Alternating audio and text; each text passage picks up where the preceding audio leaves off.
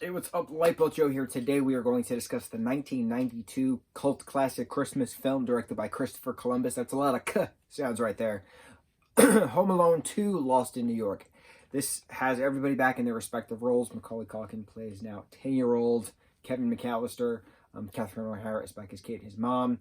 You have Harry and Marv back as the bad guys. So how does Kevin go from Chicago to New York when his family is going to Florida for their vacation, for their Christmas vacation? Now, a year has passed, timeline-wise, in regards to he was home alone, and then a year goes by, and then this is the next Christmas. Now, 2 years has gone by between 90 and 92 when the films came out, but chronologically, it's been 1 year for the story. So, the story starts out with Kevin and Buzz are in a school recital singing Christmas Tree, oh Christmas Tree, right? And Buzz pulls a prank.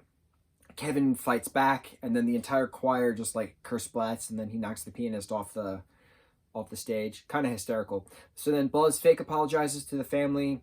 Kevin does not apologize to the family because he was defending himself. So he winds up sleeping on the third floor again. The alarm clocks are shorted out yet again, but this time because Kevin's dad has to unplug something in order to put the charger back in for the video camera. So they're late to the airport again. It's the same 5 kids, 2 parents, 5 kids, 2 parents. So it's Kevin's dad's brother's family again, but instead of going to Paris to see their other brother Rob, they're going to Miami because Kevin's dad is paying for this whole trip. So they're late to the airport. They're rushing. The plane leaves in 45 minutes from when they're leaving the house. So they get to the airport. Kevin is trying to put batteries in this, I don't know what it's called, Teleboy or something like that. It's a talking recording device with a tape, and he can like fast forward things and play things back and change the voice and slow it down and etc. So he has things recorded on it already. He has his Uncle Frank singing in the shower. He's got a advertisement for the Plaza Hotel, on it already. So like he's got some stuff on it. So they're all running, all 14 of them are running through the airport. He stops to change the batteries in his recording device, and he loses the family, but he sees his dad running to one of the things. Turns out it wasn't his dad, it was a guy wearing the same jacket as his dad. So as the family veers right, the guy veers left with Kevin, thinking that it's still his dad. Kevin has a paper boarding pass in him. Now this is 92, so very lax TSA regulations for that matter. No scanning of a barcode. You just presented a ticket, and the flight attendants and such would look at the ticket. So Kevin knocks into this stewardess. The tickets fly to the ground, and he's like, oh, my ticket's somewhere in there, but my dad's on the plane. So he goes on the plane. The stewardess leaves him alone because he points out, no, that's my dad. But he only sees the back of this guy and the jacket. Turns out that plane is going to New York, and the rest of the family is going to Florida. So when Kevin gets to New York, he then realizes he has his dad's money and his credit cards. So he books a hotel room at the Plaza Hotel. You had Tim Curry and Rob Schneider introduced into this. Perfect characters that they are. Kevin does what all good 10-year-olds do, orders room service, has Sundays, watches, gangster movies again, has a grand old time. He takes a limo with a pizza to Duncan's toy store. Incredible toy store that it is.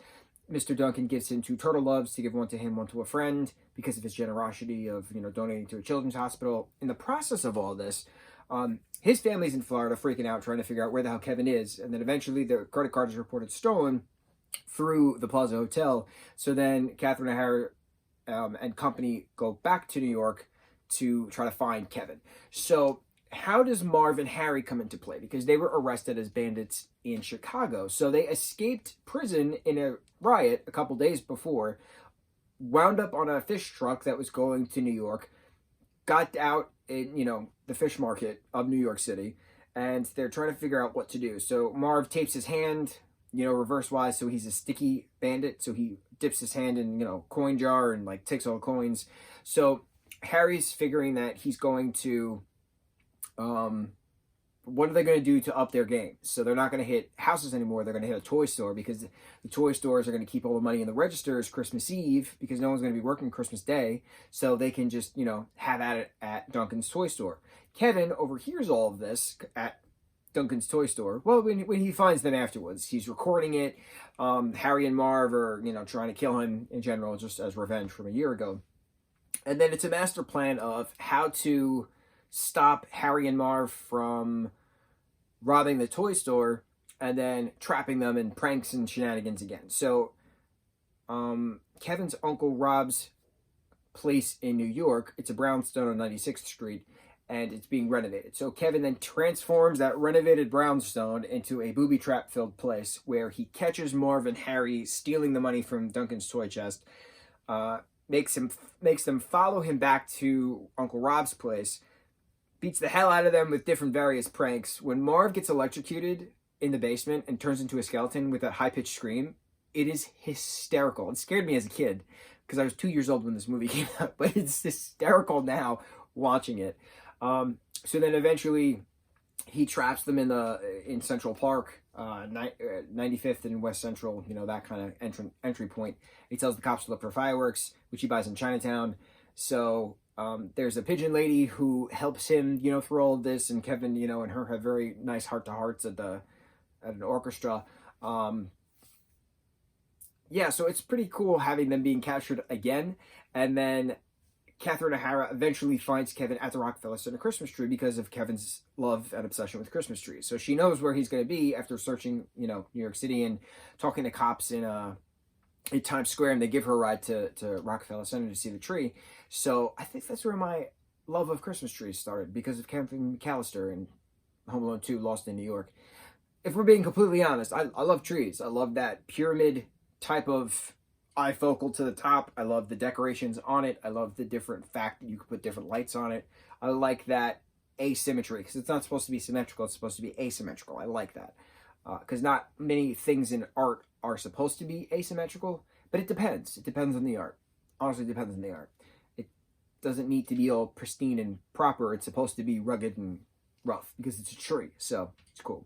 So they have a nice hug, Kevin and his mom, and the Plaza Hotel comps them this gigantic 2-floor suite, and Mr. Duncan sends them a bunch of toys, for Christmas, playing Santa, thanking Kevin for, helping bring back the money for the Children's Hospital, as it says in a note that he used to throw a brick through the window to get the alarm to go off, to get the cops involved in catching Harry and Marv as well. So it's cool. Kevin learns the same lessons. It's good to be with family, but it's good to do good deeds if you're, trying to undo bad deeds that you've done. And yeah, so thus concludes Home Alone 1 and 2. On to Home Alone 3, starring Alex D. Linz. Completely different plot point, but it is in the same film series, if you will. And we will see if there's actual connections to Home Alone 1 and 2. I don't remember. I haven't seen this in a long time. But I have seen Home Alone 3 the most out of the 3 Home Alones, to be completely honest. My brother and I loved Home Alone 3 the most. We just loved it. It was just what we would. It's the remote control car. I remember having the chip in the remote control car, and we loved the remote control cars back in the early 90s. We had so many. It was great. Running them around the yard, in the street, in the driveway. So that's probably why we liked Home Alone 3 so much. So, on to Home Alone 3. Stay tuned. Mucho mahalo.